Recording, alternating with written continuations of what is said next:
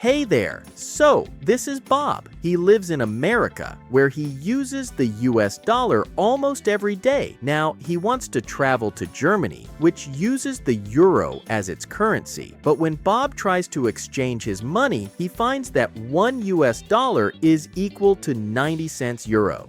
Then, Bob goes to Vietnam, where 1 US dollar is equal to 25,000 dong. Wait, hold on. Why does money have different values? Why isn't 1 US dollar equal to 1 euro and 1 dong? And why do exchange rates keep changing every second? In this video, we're going to dive into the short history of money.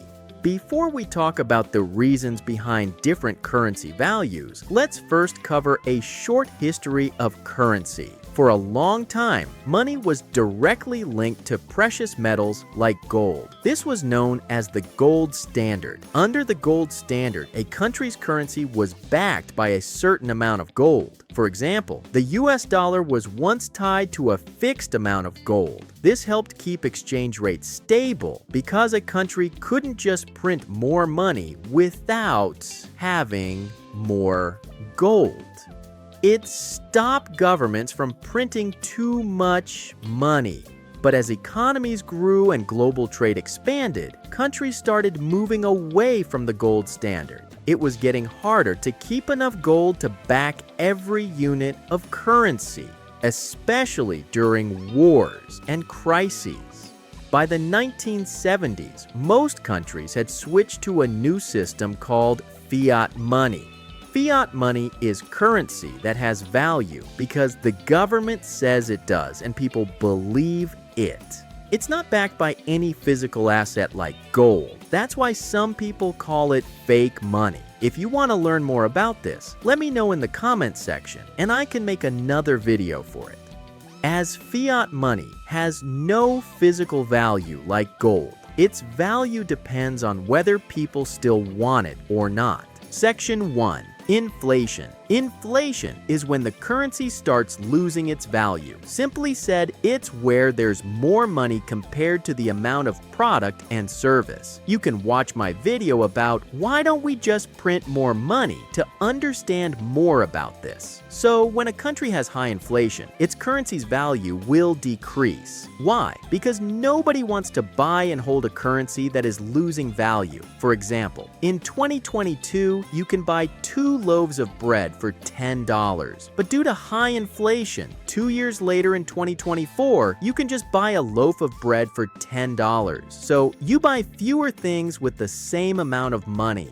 A real-life example is Zimbabwe. In the 1980s, the Zimbabwean dollar was worth more than the US dollar. 1 Zimbabwean dollar was equal to 1.35 US dollars. But due to their failed land reform, economic problems, corruption, international sanctions, and printing money mindlessly, the value of the Zimbabwean dollar dropped dramatically. By the 2000s, 1 US dollar was equal to almost 600,000 Zimbabwean dollars. The government tried to fix it by changing the currency several times, but in the end, they gave up. They started using more stable foreign currencies like the US dollar and the South African rand, even though the latest news is Zimbabwe trying to get back their original currency. So, plus 1 point for never giving up to Zimbabwe. Section 2.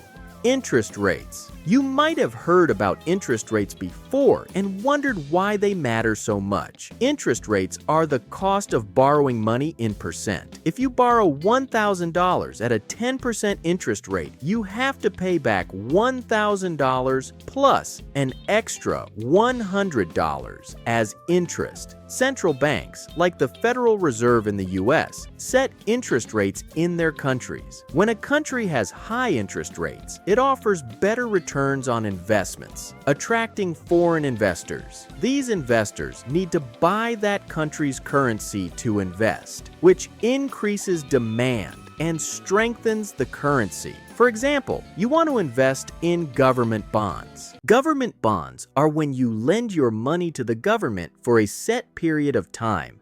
Then the government will return your money with the interest. Let's say you buy a governmental bond for $1,000 with 5% interest for 10 years. It means the government borrows your $1,000 and will pay you 5% interest on $1,000, which is $50 every year for 10 years. So the logic is, the higher the interest rate, the higher the return of investment. So if the interest rate in the US is higher than in Germany, investors might sell their euros and buy US dollars to invest in American bonds or savings accounts with higher returns. This increased demand for US dollars strengthens the currency. On the other hand, if US interest rates are falling, it offers lower returns, and investors might look elsewhere. This reduces demand for the US dollar, causing its value to decrease. But a country cannot just make its interest rates as high as possible to attract investors. Why? Remember, interest is the cost of borrowing money.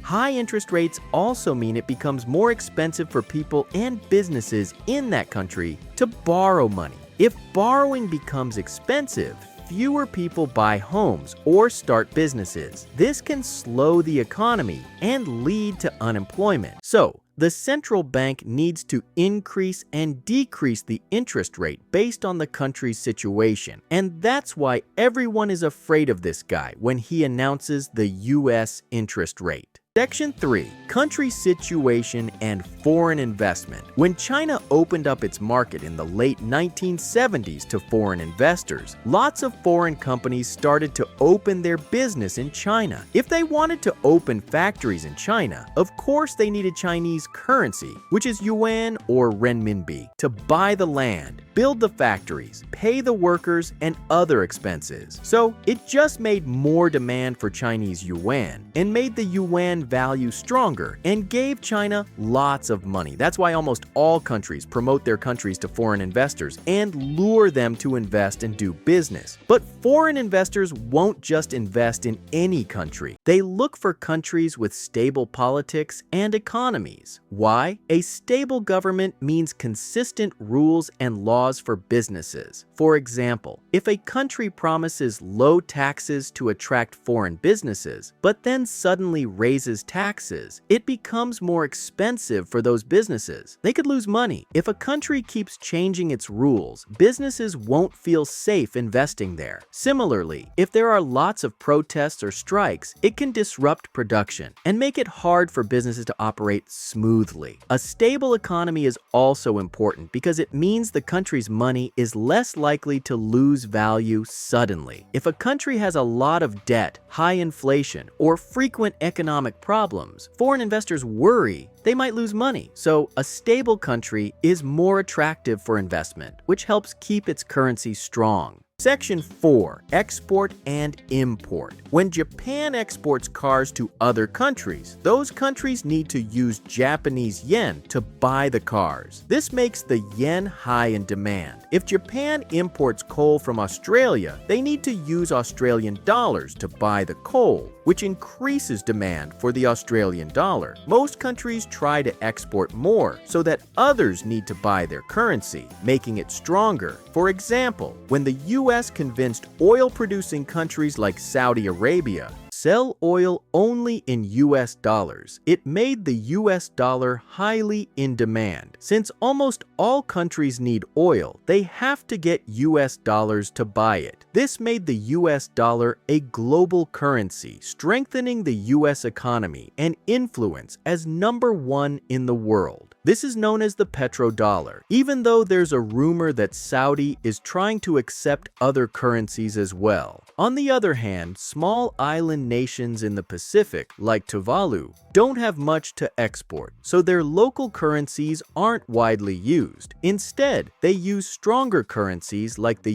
US dollar or Australian dollar to make trade easier. Section 5.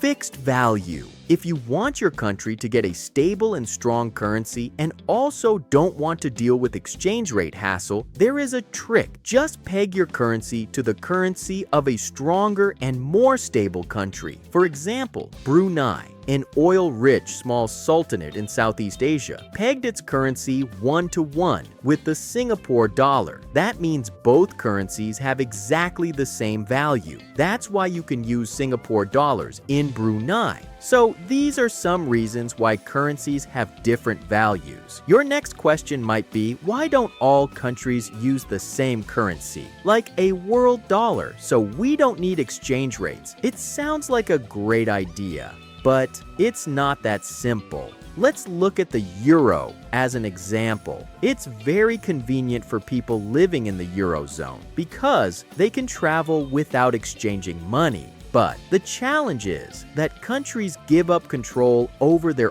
own money to the European Central Bank. This means a country can't change its monetary policy just to fix its own problems. For example, when Greece had a financial crisis in 2009, the effects spread to other Eurozone countries. That's why Germany wasn't very happy. If the whole world used one currency, one country's problem would become everyone's problem. Should we make our currency as strong as possible? Not really. Different countries have different needs. A country that imports a lot may want a strong currency. A country that exports a lot may want a weaker currency. That's why China has been accused of lowering its currency value, known as currency devaluation. How does that work? I'll explain it in another video. If you want more videos like this, please like and subscribe. Thanks for watching.